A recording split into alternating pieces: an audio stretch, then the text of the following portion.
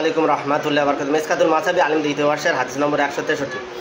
হযরত আব্দুল্লাহ ইবনে ওমর রাদিয়াল্লাহু আনহু থেকে বর্ণিত, তিনি বর্ণনা করে নবী করিম সাল্লাল্লাহু আলাইহি ওয়াসাল্লাম বলেছেন, আল্লাহ তাআলা আমার উম্মত অথবা বলেছেন মুহাম্মদ সাল্লাল্লাহু আলাইহি ওয়াসাল্লাম উম্মতকে ভ্রষ্টতার উপরে একত্রিত করবেন না।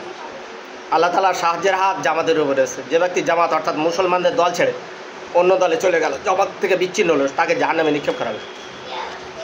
ইমাম তিরমিজি হাদিসটি বর্ণনা করেছেন। ব্যাখ্যা, এখানে কি বলা হয়েছে? মুসলমানদের দল ছাড়া অমুসলিম দলে চলে গেলে, যে মুসলমান থেকে অমুসলিম দলে নাম দেবে বা অমুসলিম হয়ে যাবে, সে জাহান্নামে যাবে।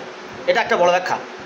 আর ভ্রষ্টতার উপরে একত্রিত করবে না। অনেকে মনে করে যে রাসূল সাল্লাল্লাহু আলাইহি ওয়াসাল্লাম হায়াতের নবী, নবী মরিনি, নবী হাজির নাজির, তারপরে নবী নূরের তৈরি, নবী গায়েব জানতেন, এরকম আকীদা পোষণ করা হচ্ছে শিরিক। আর এরকম আকীদা পোষণকারীরা মুশরিক, যদিও তারা মুসলমান বলে দাবি করে, তারা আহলে সুন্নাত ওয়াল জামাত বা সুন্নি আশিকের রাসূল বলে।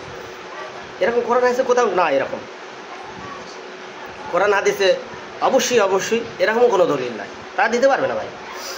আর তারপরে ইত্যাদি বিষয় তারা একত্রিত হবে না। যেমন আমাদের হানাফি, শাফি, মালিকি, হাম্বলি, আহলুল হাদিস, সালাফি বা অন্যান্য অনেক দল উপদল আছে। এর ভিতরে বিশেষ করে চার মাযহাব যারা হানাফি, শাফি, মালিকি, হাম্বলি, তারা নবী সাল্লাল্লাহু আলাইহি ওয়াসাল্লামের সাহাবীদের এবং কিছু সুন্নতও ফলো করে থাকে। তাই বলে তারা জাহান্নামী না, তারাও জান্নাতি আছে, জাহান্নামীও আছে তাদের দলে, মানে ভণ্ডামিও আছে তাদের, সবাই না, কেউ। আবার আহলুল হাদিস, সালাফি যারা, তারা নবী সাল্লাল্লাহু আলাইহি ওয়াসাল্লামকে ফলো করে, একদম নবী সাল্লাল্লাহু আলাইহি ওয়াসাল্লামকে, নবী সাল্লাল্লাহু আলাইহি ওয়াসাল্লাম ছাড়া কাউকে ফলো করে না। কিছু সাহাবীদের, কিন্তু নবী সাল্লাল্লাহু আলাইহি ওয়াসাল্লামকেই ফলো করে। তারা শিরক, কুফর, বিদআতের ধারে কাছে যায় না। তাই বলে কি তারা জাহান্নামী? অবশ্যই তারা জান্নাতি নাজি, মুক্তিপ্রাপ্ত। তাদের ভিতরেও জাহান্নামী কিছু আছে, কারণ তাদের ভিতরে বেনামাজি আছে। ওই জন্য অবশ্যই মনে রাখা উচিত, প্রত্যেক দলের ভিতরে খারাপ ভালো জান্নাতি জাহান্নামী মানুষ আছে, কিন্তু সত্যপন্থী যারা অবশ্যই তারাই মুক্তিপ্রাপ্ত হবে, যারা কোরআন আর সহিহ হাদিস মেনে চলেন, আল্লাহর কোরআন, নবী সাল্লাল্লাহু আলাইহি ওয়াসাল্লামের হাদিস আর নবী সাহাবীদের মেনে চলেন, সেই অনুযায়ী আমল করেন, নবীকে ফলো করেন, নবী সাহাবীদের ফলো করেন। সূরা আহজাব 21 নম্বর আয়াতে বলছে যে নিঃসন্দেহে আমার নবীর জীবনে রয়েছে তোমাদের জন্য সর্বোত্তম আদর্শ। হযরত মুহাম্মদ সাল্লাল্লাহু আলাইহি ওয়াসাল্লামকে ফলো করলে ব্যাস সর্বোত্তম আদর্শ পাওয়া যাবে। আর অবশ্যই রাসূল সাল্লাল্লাহু আলাইহি ওয়াসাল্লামকে ফলো করা লাগবে।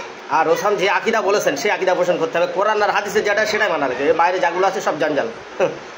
এর বাইরেও যদি আপনি বেশি দেখেন, বেশি অতিভক্তি চোরের লক্ষণ।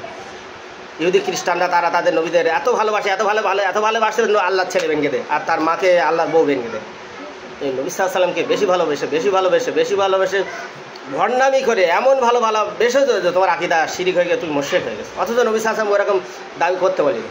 রাসূল কি বলেছেন? আলীকে বলেছে, হে আলী, তুমি যদি থাকো সেই টাইমে তুমি অবশ্যই তাদেরকে হত্যা করবে যারা আমার চেয়ে তোমাকে বেশি দাম দেবে, তোমাকে বেশি মনে করবে, তোমার পাওয়ার বেশি মনে করবে, এবং আমি নবী মুহাম্মদ আমার ছাড়া তোমার বেশি দাম দেবে। অবশ্যই তাদেরকে তুমি হত্যা করবে। অবশ্যই মনে রাখা উচিত এবং হাদিসগুলো ফলো করা লাগবে ভাই। অবশ্যই কোরআন হাদিস পড়ো ভাই। একটা জিনিস তোমাকে বিপদগামী করতে পারে প্রত্যেক আলেম, ওই জন্য তুমি কি মেলাও, কোরআন হাদিসের সঙ্গে মিলে তারপর আমল করো। কোনো আলেমের পাচাটা দাস হয়ে না, কোরআন হাদিস পড়ে নিজে বুঝে মিলিয়ে তারপরে সেটার উপর আমল করো। ও আলেম তোমার কবরে যাবে না, তোমার পীর তোমার কবরে যাবে না। মনে রাখে জানো, অবশ্যই এটা মনে রাখা উচিত ভাই।